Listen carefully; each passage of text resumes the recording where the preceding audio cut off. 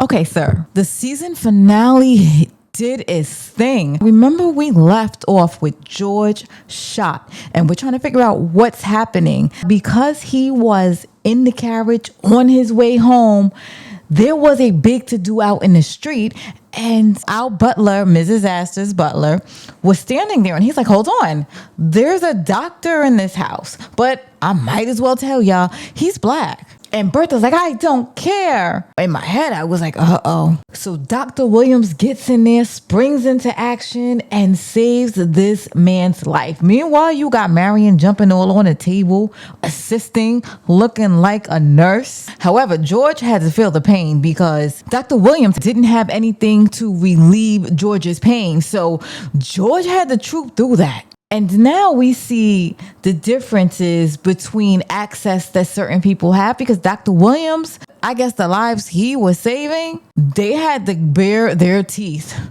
because he doesn't have nothing to numb the pain.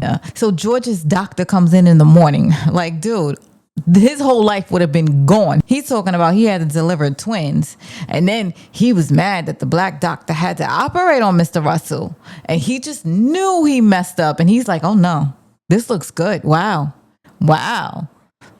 Eat your words, sir. Eat your words. He is a fine doctor over there. And eventually, George gives Mr. Williams a huge check. Now, let's just say, he said, what? This was worth more than my life? Yeah, well, thank you for saving it. I think it's enough to buy a mansion. Now, it was something that was said in there that was extremely interesting. He was saying that had I not survived, you would have been blamed and your life would have been jeopardized.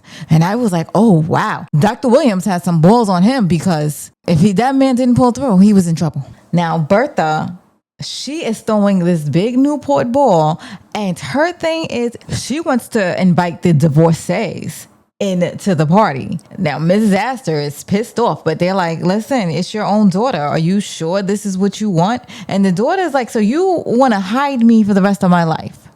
This is not fair. Eventually, for once, everybody comes in that house, including Agnes. Remember, Agnes only been in there once, and that was when she was mad that she found out her chef was in there and she was about to cause a fit. But this time Agnes walked in, and it's only fitting because her cousin, who everybody tried to shun out, was invited by Mrs. Bertha. I'm loving it. However, poor Bertha, even though it sounded great, her night didn't end so well. Mr. Russell decides this ain't what he wants. So, unfortunately, Mrs. Bertha will be on that divorcees list come next season. Now, Mr. Russell was pissed off. He said that I can never forgive myself for walking my daughter down the aisle that she did not want to be a part of. He was like, you could play all your shenanigans, but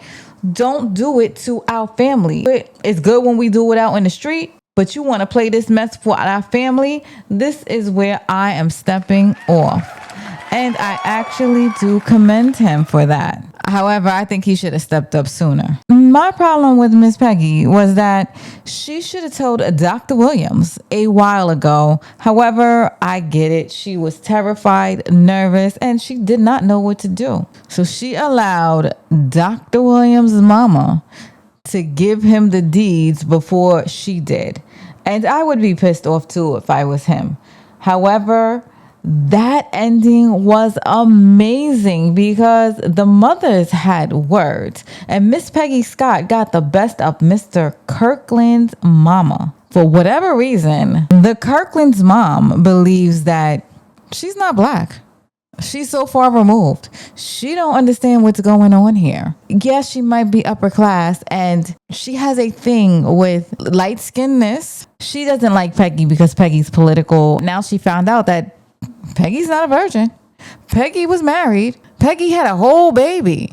Now while that is shocking, his mama was so tickled pink that she decided, listen, I'm going to go run my mouth to everybody I can tell about this Salid girl, and ruined her reputation. So Peggy and her mama still goes to the ball. Mr. Kirkland told Peggy, listen, I need a second to think about this because you technically embarrassed me. And while Peggy is crying, her mama gives her a pep talk and said, "You are worthy, my child." Peggy shows up at the ball and she is having the time of her life, and the men are menning and they are liking her. But Mr. Kirkland walks in. He asks the father, Peggy's father, for her hand in marriage like a true gentleman. He does not care. This is the woman that he loves. And the father said, "Well, you know, your mama's not in this marriage." And he said, "I know." And with that, Mr. Kirkland leads to the dance floor and sees Peggy, and she was in the middle of twirling and dancing as our soft women do. She sees him and she pauses everything. And there you have it, the romance of a lifetime. They stop and he's like, "Sir, can I have this dance?" And of course, the guy already knew, because Peggy, who was dancing with the guy previously, never turned back around once Kirkland walked in the room. And with that, he asked for her hand in marriage in front of the world, darling. It was a proposal of a lifetime, and we're here for it. Beautiful. Now, Marion, I'm so over her and Larry. I'm standing by Larry on this one. Why? Because you got mad at Larry, but you wouldn't speak to him. I understand what he did was wrong by not telling you that he went to that heinous after hours club. However, you didn't decide to talk to him on your own. You did everything and called it off without even speaking to him. Now, what if Jack wasn't around to tell you, oh, he didn't do anything? Do you understand how quickly you were ready to throw everything away? That is very childish. And as for Larry, I wouldn't go back to that. I can't trust you. I'm gonna need somebody else to verify the whole time. My word is not good enough for you. I get it, Marion. You're traumatized. So go be traumatized somewhere else. That's what I would say. Anyway, Gladys shows up with the Duke and she is extremely happy. And she tells the mama, "Listen, I have a baby on the way. I didn't want you to know until I was at least 4 months. But Miss Gladys will be having a baby and it is amazing." Welcome, Oscar. He is coming through with the lavender marriage. He realized people are talking, so he's like, "You know what? I still want to do me." And instead of him going to marry someone that does not know he has a secret, his wife will know his secret.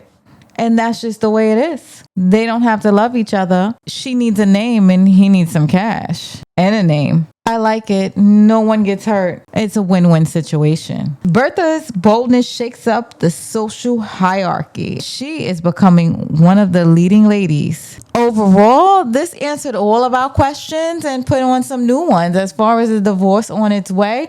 Oh, I think next season is going to be messy. Now, they know that this was their best season because it was. I think now that they're in the seat and they understand what we love and like. And I told you Jack was going to stay in here. I forgot to talk about Jack.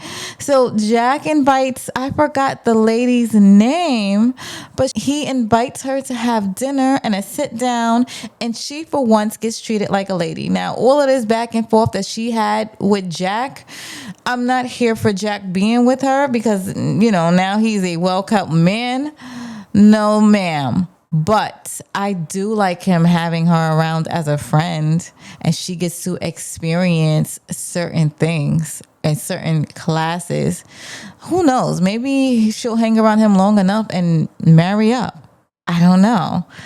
I'm excited though for next season. This is going to be a doozy and I'm so sad that this is over. But overall, we had a great season and oh my gosh, hit that like and subscribe button, guys.